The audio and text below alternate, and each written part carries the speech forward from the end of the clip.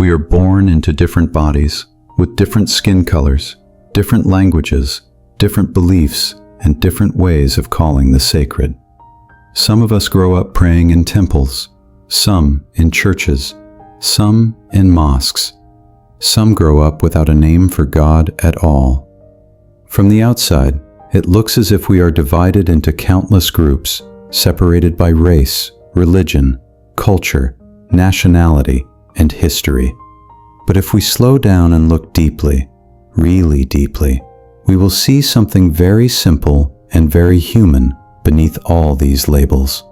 Before we were anything else, we were all born from a mother. Before labels, there was love. No one arrives in this world alone. Each of us came into existence through the body of a woman, through pain, endurance, and courage that we often forget to honor. We were carried for months. We were fed before we could feed ourselves. We were protected before we could protect ourselves. Before we spoke a language, before we learned a religion, before we were taught who was us and who was them, we were held. We cried and someone responded. We were helpless and someone stayed awake for us. No matter what race you belong to, no matter what religion you practice, no matter what country you were born in, you did not survive childhood by yourself. You survived because of love. Love from parents, grandparents, caregivers, relatives, neighbors, teachers, or strangers who stepped in when needed. There is no human being on earth who grew up without depending on the care of others. This truth alone should humble us. At the root, we are the same. If we strip away everything society taught us, remove names, flags, doctrines, and ideologies, what remains? A human heart that wants to be safe.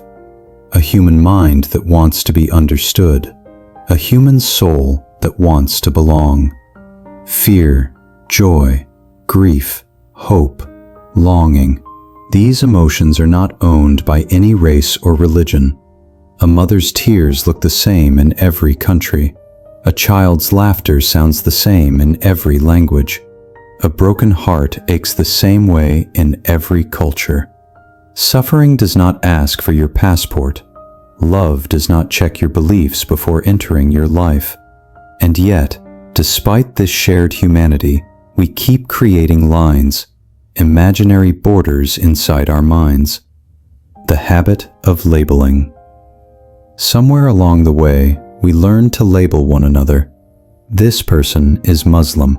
That person is Christian. She is Buddhist. He is Jewish. They believe in nothing. We label races.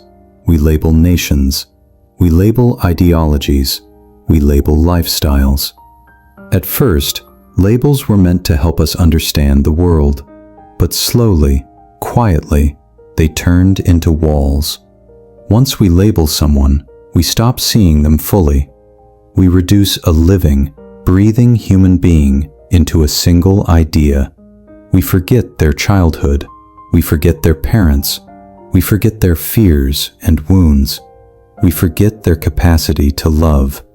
And with each label, it becomes easier to separate, to judge, to exclude, and eventually, to harm. Religion was meant to heal, not divide. Most religions, at their core, were born from compassion. They emerged from human suffering and the desire to ease it. They taught love, forgiveness, responsibility, humility, and care for one another. But when religion becomes an identity instead of a practice, it loses its heart. When faith becomes a badge of superiority, it stops being faith. No religion owns kindness. No belief system has a monopoly on truth. No spiritual path belongs only to one group of people. A person can pray 5 times a day and still be cruel. A person can never enter a place of worship and still live with integrity, compassion, and responsibility. What matters is not the label we carry, but how we treat those around us. Fear is the real divider. If we are honest, the root of division is not religion or race. It is fear. Fear of losing control. Fear of losing identity. Fear of the unknown. Fear of being replaced. Fear of being hurt again. Fear makes us cling to labels because labels feel safe. They give us a sense of belonging in a chaotic world. But safety built on exclusion is fragile. The moment we need an enemy to feel secure, we have already lost our peace. We learn division. We are not born with it. Children do not hate naturally. They learn hatred. A child does not look at another child and see race or religion. They see a potential friend. They learn separation from adults, from stories told without reflection, from wounds passed down without healing. Each generation inherits unfinished pain from the previous one, and unless we become conscious of it, we unknowingly continue the cycle. Seeing each other beyond identity. What happens if, just for a moment, we look at each other without labels? If, instead of asking, "What religion are you?" we ask, "What have you lived through?" If instead of defending our beliefs, we listen to someone's story. Behind every strong opinion is a lived experience. Behind every fear is a memory. Behind every harsh belief is often a wound. When we truly listen, labels lose their power. Unity does not mean sameness. Being one does not mean being identical. Unity does not require us to erase differences. It asks us to respect them without turning them into weapons. We can have different languages and still understand one another, different beliefs and still coexist, different cultures and still share dignity. True unity is not uniformity. It is harmony. Like different instruments playing different notes, yet creating one piece of music. Responsibility begins with awareness. We often think peace is something governments create. But peace does not begin in institutions. It begins in the human heart.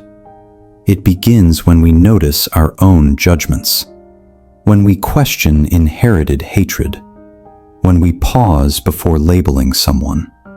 It begins when we choose curiosity over condemnation, listening over arguing, understanding over winning.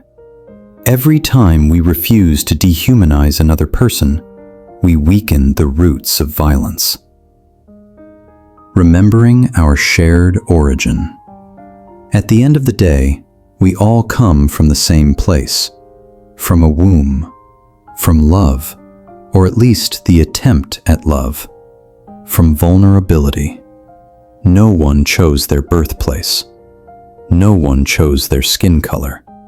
No one chose the beliefs they were born into. But we can choose how we see one another. We can choose to remember that behind every label is someone who was once a child, held by someone who cared. We are one, not because we think the same, not because we believe the same, not because we look the same, but because we share the same fragile humanity. When we forget this, division grows. When we remember it, compassion naturally follows. The world does not need more arguments about who is right. It needs more people willing to see each other fully, to see beyond labels, beyond fear, beyond inherited stories of separation. When we do that, even briefly, we return to a simple truth. We are one, not as an idea, but as a lived responsibility.